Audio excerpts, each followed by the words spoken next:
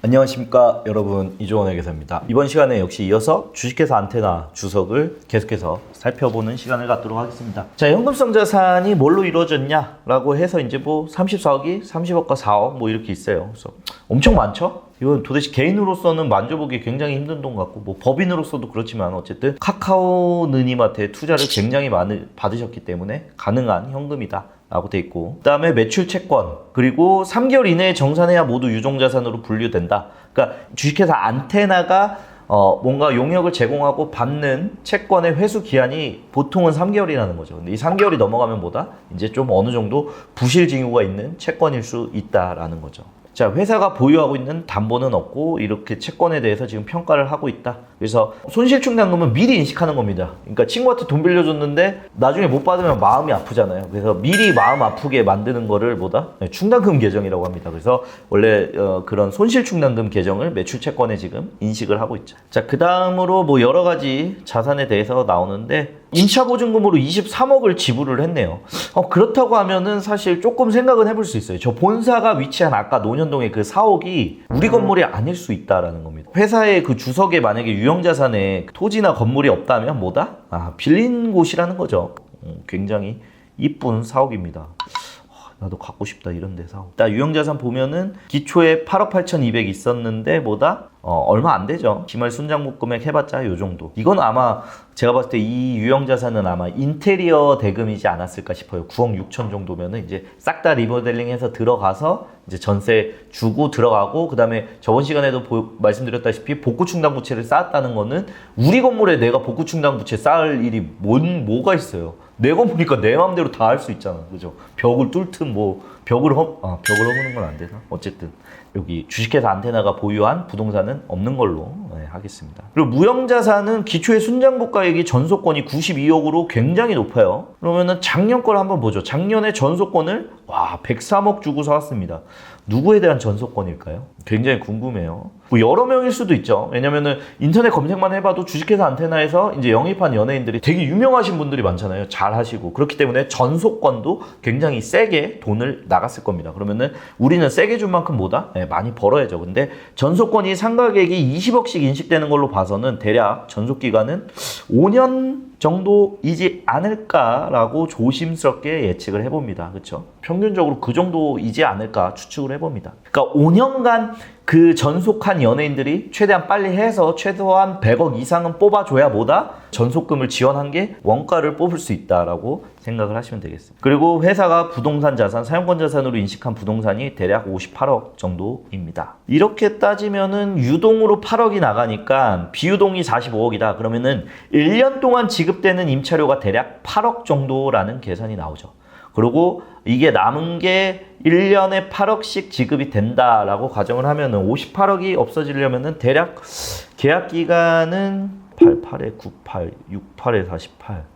한 7년 정도? 7, 8년 정도의 평균적인 계약 기간을 가지지 않았을까라고 조심스럽게 추측해 봅니다. 뭐 이거는 주석으로 제가 추측을 하는 거지 알 수가 없어요. 제가 계약서를 볼 수가 없잖아요. 계약서는 공시사항도 아니고. 근데 부동산도 있고 차량도 있네요. 그 차량을 빌린 게 한 1억 5천 정도 됩니다. 1억 5천 정도.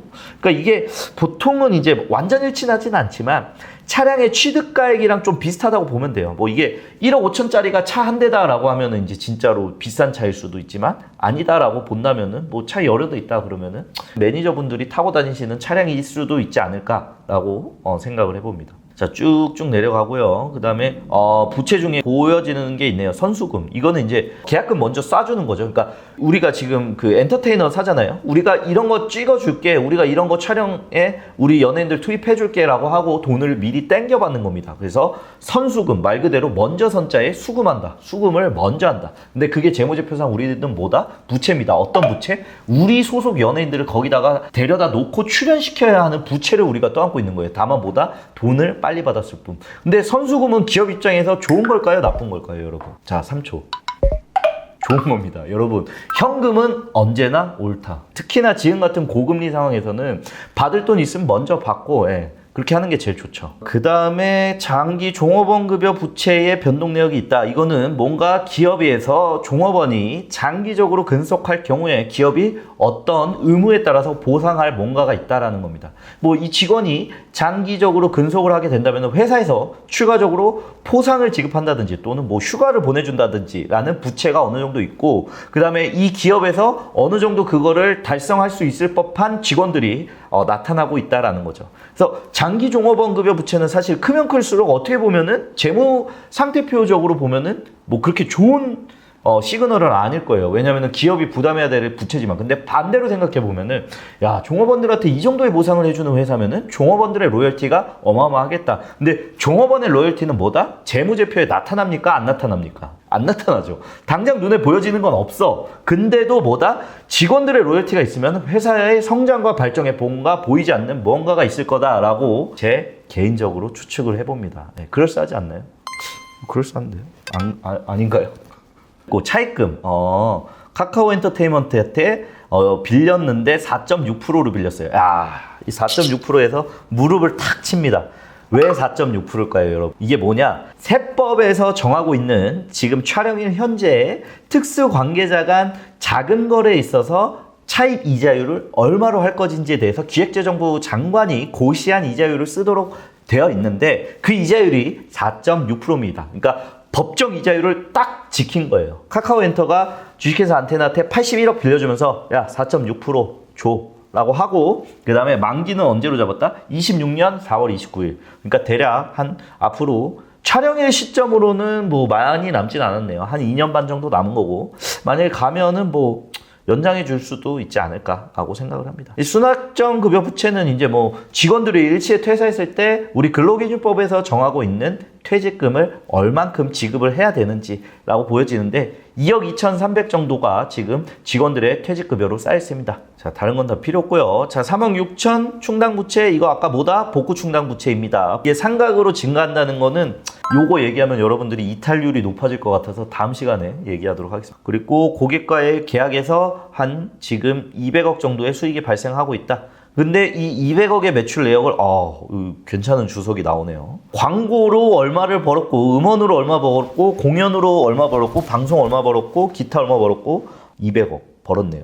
그래서 뭐 단순히 따지면은 우리 전소권 아까 100억짜리 줬잖아요. 100억짜리 주고 200억 벌면 괜찮은 장사입니다. 맞죠? 근데 단순히 사실 광고, 음원, 공연, 방송을 위해서 우리가 이 매출을 내기 위해서 드리는 비용은 전소권 하나가 아니죠. 다른 비용들도 다 포함되어 있습니다. 그래서 207억 정도의 매출을 냈지만 뭐다?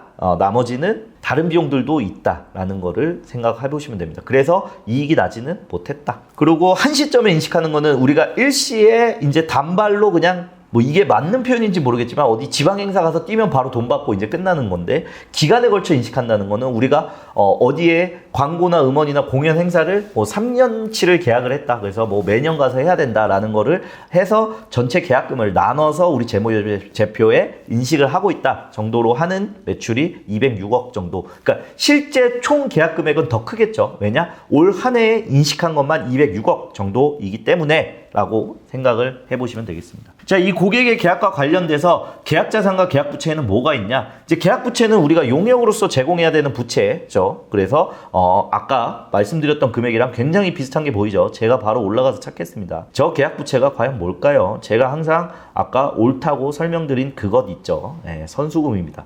선수금이 바로 계약부채입니다. 계약부채는 뭐냐? 계약에 따라서 우리가 부담해야 될 부채를 뜻하는데 이 39억을 먼저 땡겨서 받았습니다. 그러면은 그 땡겨서 받은 게 어떤 항목과 비교해서 우리가 땡겨서 받았는지 바로 확인할 수가 있는 거거든요.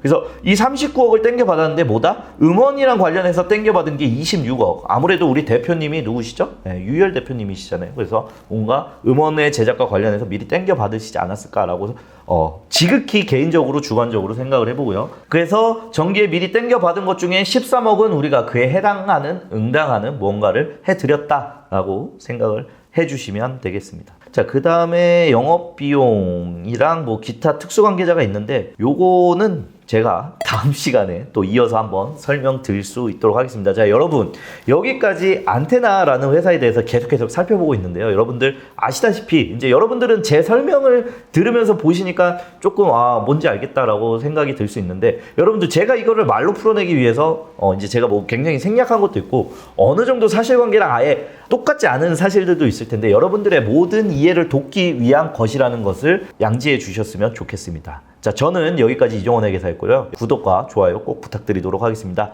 감사합니다. 저는 이종원 회계사였고요. 다음 시간에 또 찾아뵙도록 하겠습니다.